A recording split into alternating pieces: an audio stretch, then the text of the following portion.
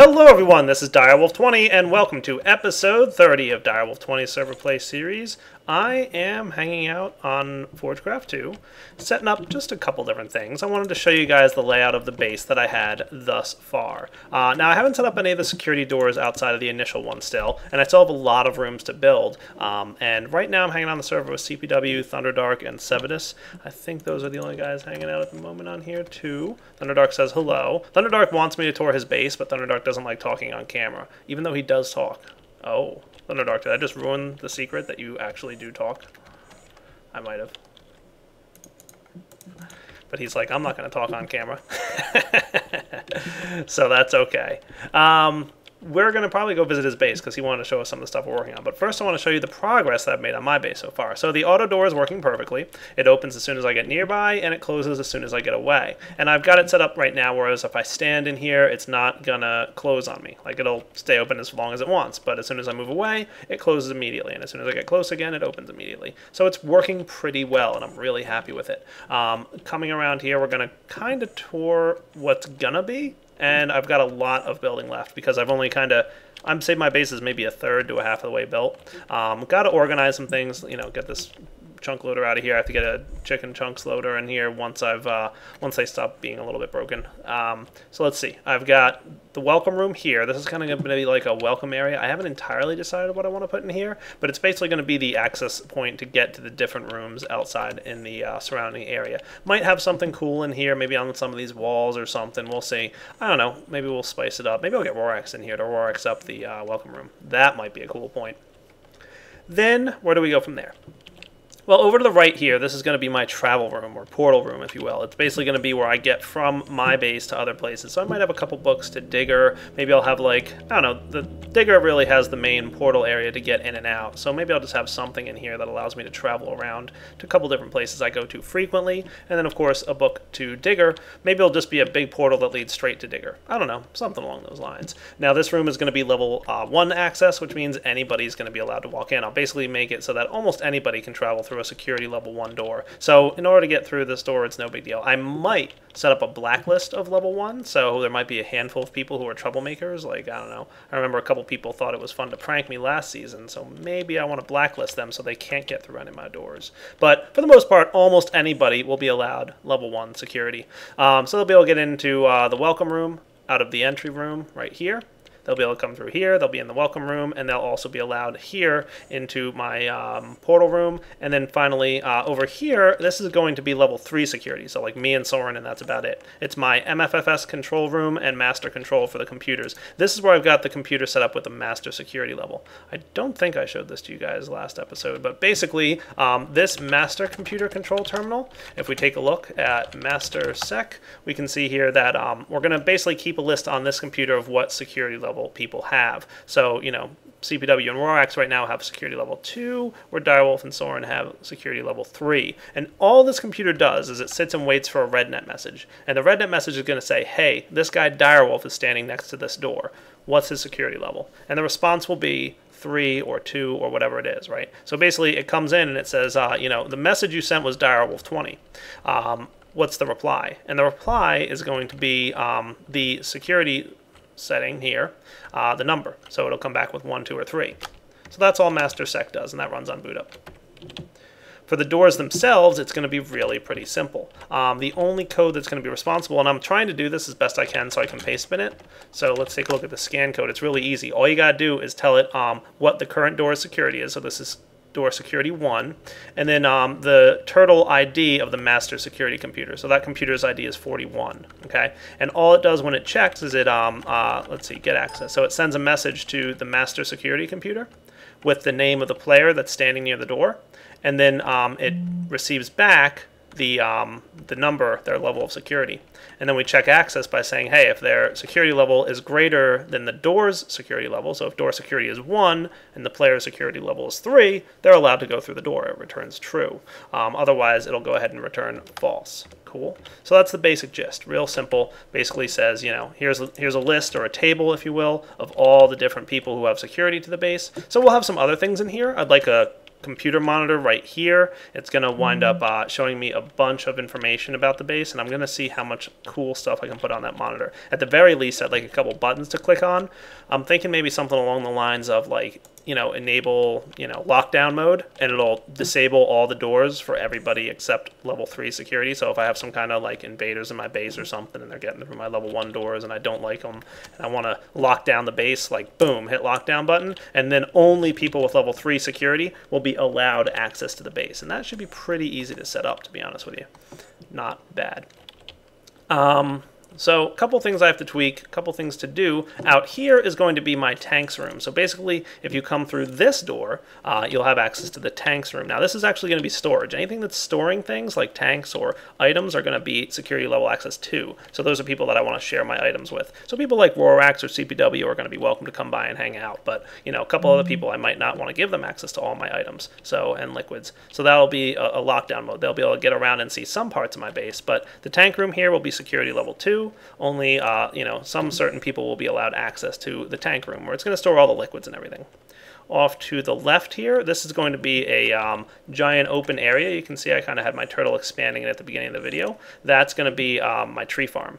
And then up here, out this door, is going to be another security level 3 area where all my power generation is going to occur. So it's going to use some of the liquids in this room and maybe some of the items that are going to be stored in my item storage area and generate power for the base. Either through steam power or nuclear power. There'll be a couple different power systems going on to make sure we power everything. And then up front here, we're going to have, I haven't built the rooms out yet, so I'll leave you in suspense for what's going to be there. But, there's a couple things that you can probably figure out what they're going to be. So, Thunderdark, are you ready for me to come visit? And do you have a book in the workshop? Now, you live with Player, you said, right? So I don't know if there's a player book or which book is yours. I'm not seeing player or Thunderdark. Unless it's the book just labeled Run? Huh? What now? Oh, no book. I have to run. Okay, I'll come to your house then. You guys need to get a book in here. Alright guys, let me take a jog over to Thunderdark's house. Maybe well, yeah, it's nighttime, that's fine. And we'll be back in a minute. Alright, here we are. There's Thunderdark. What's going on, buddy? So you've got something to show us? Some cool stuff? Player and Thunderdark.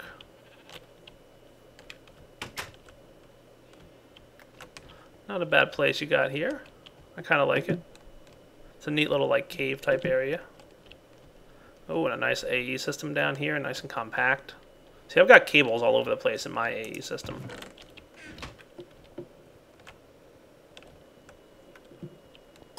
Pretty cool. Oh yeah, you guys are super compact, huh? You got your, yeah, all your export configs for all this stuff. Nice. Auto smelting and processing. Yeah, I didn't think you'd have overclockers in your thermal centrifuge. They are quite expensive on power. Oh, peat-fired engines, nice.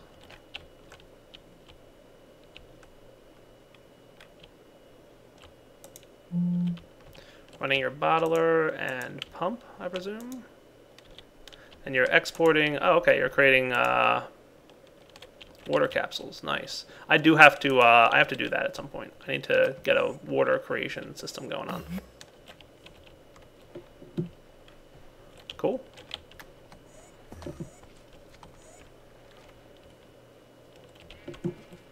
Going downstairs. So quiet on TeamSpeak today. Most of the people on right now are the non-talkers. Oh, so you've already got this going. I see what you've got going on right here. Would you like to explain to the YouTube audience what this is, or should I explain? Because explaining in text might be tricky.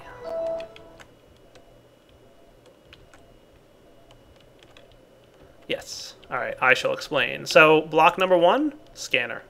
Should I scan something? Can I scan obsidian? Will obsidian work?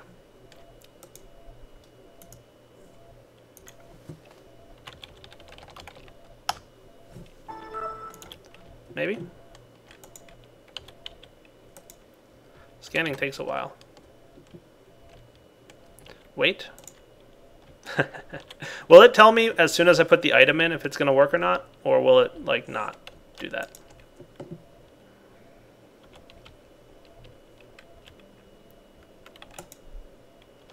MFE, lots of power. No, only at 100%. Okay. Cool. I see you have a mass fabricator running. Nice. And we've got a tank of fluid.ic2.block.fluid UU matter. Ooh, shiny. Yep, this is UU matter production 101 in the new IC2, guys. So basically, in order to create items with UU matter, you're going to have to go ahead and scan the item first. Once you've scanned it, oh, there you go. Okay, you put stone in there. That works.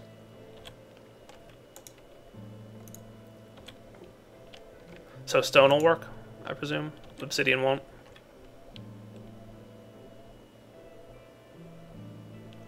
Cool. And then you've got pattern storage in here. So let's see what he has found in pattern storage so far. So you've already analyzed redstone, coal, and diamonds. And that's how much UU matter it's going to cost in liquid UU and how much power it's going to cost to fabricate the material in question. So it's going to cost 20,000 millibuckets of UU matter. So that's going to be 20 buckets worth, right? Because it's 1,000 millibuckets per bucket. So you've got 36,000 UU matter. So you've almost got enough. You've got about almost enough to make 2 diamonds right now. Cool. And then here we got coal. So that's 284 UU matter. So it's a smaller amount of UU matter required and a smaller amount of power, obviously, for coal. And then redstone like that. Pretty cool. So redstone is cheaper than... oh, I see. So it's cheaper in power, but more expensive in UU matter. Interesting. So that's not a direct ratio.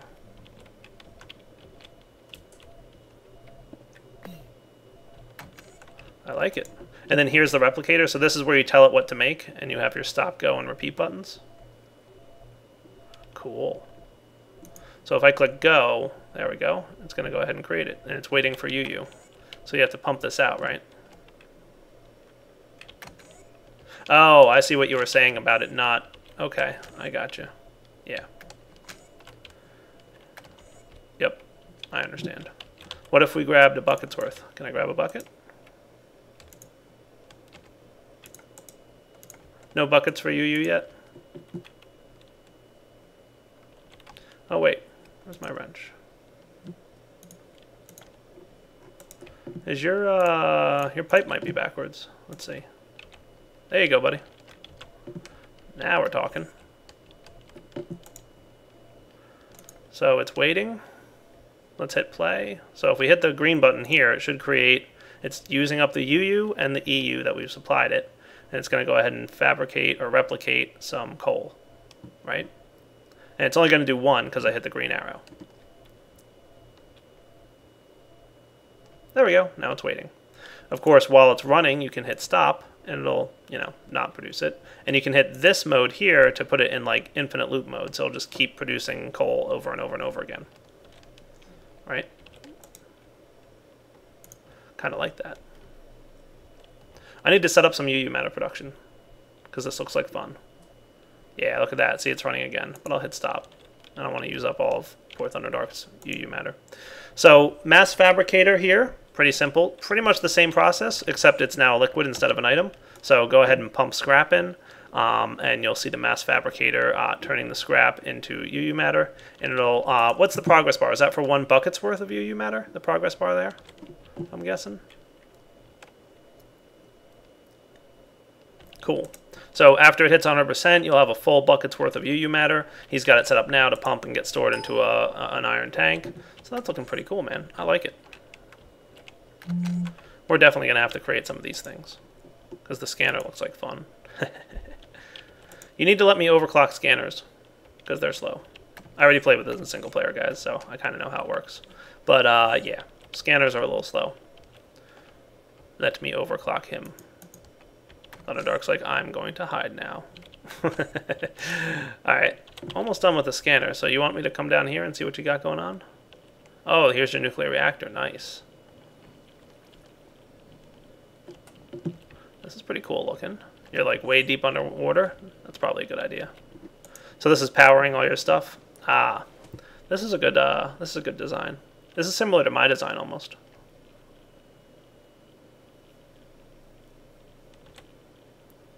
Only for you, you matter. Cool. Done scanning yet? There we go. So what do you have to do? Hit the chest button on the scanner once it's done?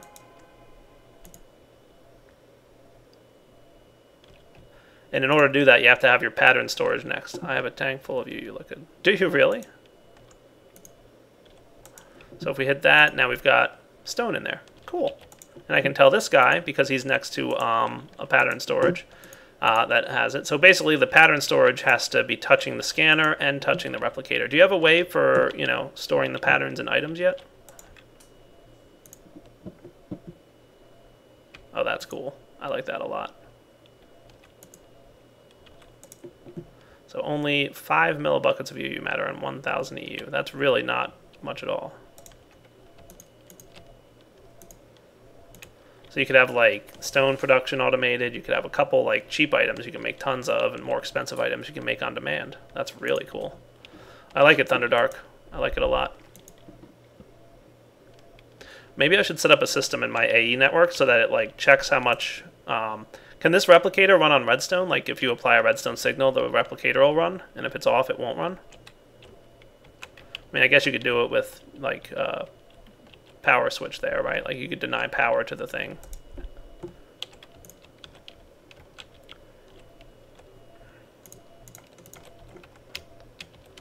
Like what if I did this, and if the redstone signal is applied, it puts it in infinite loop mode.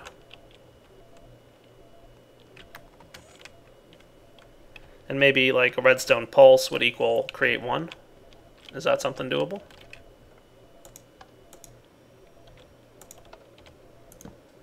Awesome. Cool. All right. So new feature coming to IC2, guys. Steady redstone signal equals steady creation. Single pulse equals single item creation. That sounds pretty cool. All right, guys. We will be back in just a few minutes. I have some work to do on my base. Okay, guys. We're back, and I want to show you the awesomeness that is this really cool tool. Let me put some stuff away here. I've got all this stone that I stole from my buddy Thunderdark. Thank you, AE System, back at my base, for picking that up. Let's get you guys.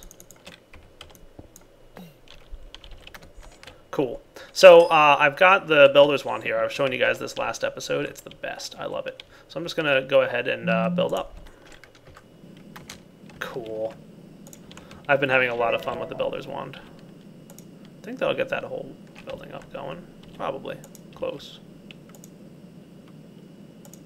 I think, like I said, it does 9, and this right now is just a little bit less than 9, so no big deal. But it'll even go around corners, so like if we take a look here, we can see like it's getting the corners up. Oh, it's the best for building. Really the best. So nice. It's just a lot of fun. Ta-da! Cool. So let's see, I'm going to build up this wall here. This shouldn't take too long. That looks pretty good. Oh yeah.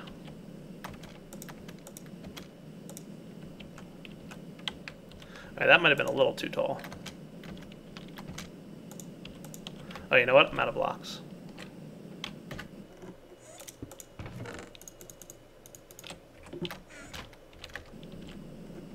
That's what happens when you run out of blocks, by the way. It just stops working.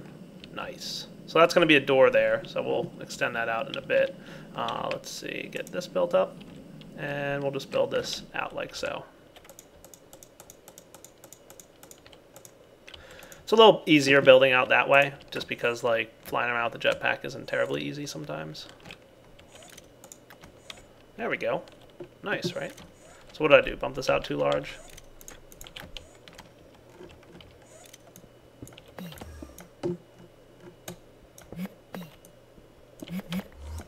There we go. Now, if you want, you can also, there's a couple of little tricks with the wand that you'll find. This looks good, right? 3 tall? Yeah. Like, I think if you hold shift... Uh-oh, Thunderdark died from radiation. Haha, Thunderdark, taste your own medicine. Can't tell you how many times I've died from radiation so far.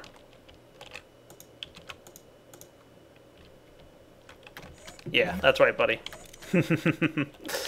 Alright, these will be doors. So this will be my tree farm area, like I said. And then through this door, we'll have like a power generation room. Cool. Alright, let's get this built up too. It's pretty close.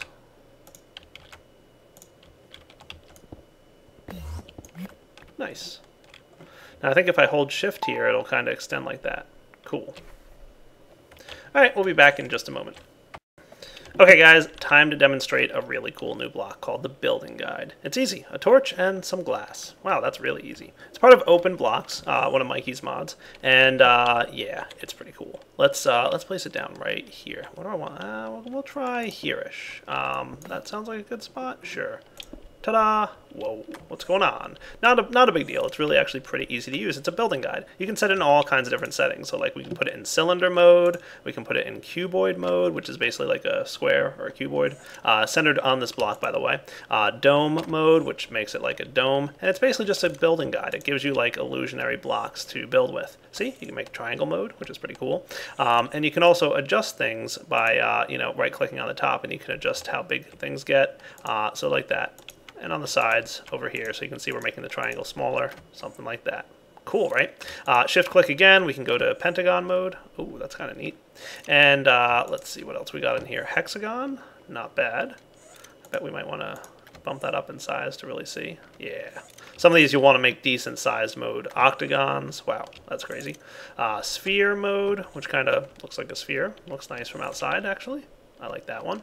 So you can just set up and just basically use this as a builder's guide. So I'm going to put it in cuboid mode. And you can adjust by clicking on the side. So clicking on this side, we can see we're bumping down one part of this cube to like, you know, 2 by 8 by 8, right? Click on the opposite side to increase that number. Okay. Over here, we'll click and adjust another size. So like that. So if I wanted to build, for example, a 9 by 9, I would adjust it like so. Because it's 4 blocks away from this block, right? So 1, 2, 3, 4. Okay, so you probably actually want this to be 5 by 5 if you want it to be 9 by 9 total, right? Because this would be, well, let's see. Total, this would be inside 7 blocks. So this would be a 9 by 9. Okay, so that's how you would do that. If you want to adjust the height, by the way, it's a little bit of a nuisance to adjust the height, to be honest with you, but it's not too bad.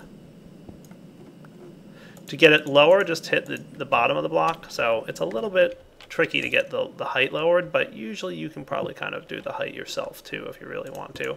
But of course, to raise it, you click on the top of the block. Pretty neat, right? So, cool ways to just kind of, you know, set up some ways to do stuff. Ah, Mr. Player has joined us. That's awesome. So how do I want this room to be? This is going to be my machines room. So it's going to pretty much contain all of my machines that I want to set up. Okay, so we'll probably want a decent size. So first off, let's bump this out here like that. That's going down. Hang on a sec. Be right back. Alright guys, so how's this look? Not bad, right? So this is a pretty good looking workshop area. This is where my machine room will be. So people will be able to come in here. There'll be doors on all 4 walls basically because I have things that I want to extend to. But pretty much all your basic single block simple machines are going to be in here. You're going to have all kinds of stuff for like, you know, macerators, compressors, all your IC2 machines, all your different machines from all the different mods will be in this one. You can just come in here and process. This will be a security room 1, by the way, meaning pretty much anybody can come in here. I usually don't mind people using my machines. Beyond this room will be item storage, and a couple other places. So, and then on the sides will be more security zone ones for more crafting. I think I'm going to have like a room maybe over here dedicated to Tinker's Construct. So like my whole Tinker's Construct setup will be there. And a room over here might be dedicated to Thaumcraft, something along those lines. So for now, I think this looks like a pretty solid point. Now, unfortunately, you can't easily like just build with the block. It's really just visual. So you do have to like build your blocks yourself. And you also can't right click on the fake blocks to place. It's just like, you know, you can't place on air blocks. It's basically just a completely transparent air block that just helps you to build. But it's a nice builder's guide because you can see, obviously, how nice it is to build with. Not bad, right?